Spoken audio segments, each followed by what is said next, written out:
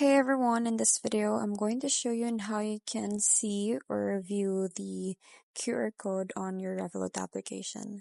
So the very first thing that you need to do is to log into your Revolut terminal and go to the checkout menu. So from here, just have to click on this one and then enter the amount to charge on the amount tab or add products to the cart from your catalog via the items tab. So you just have to put here the amount, or you can also add items. So it depends on you. And then tap on charge once the cart is ready. So once the cart is ready, you just have to click on this one, which is the charge button.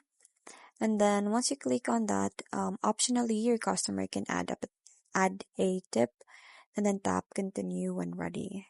So your customer can now tap on or insert their card, Visa, MasterCard, Amex. So this is only in the UK.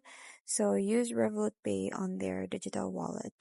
So there you can tap their card, or they can also scan for Revolut Pay. They can also scan this QR code right here. And then that's pretty much it. I hope you find this video helpful. Thank you for watching, and I'll see you in my next one. Bye!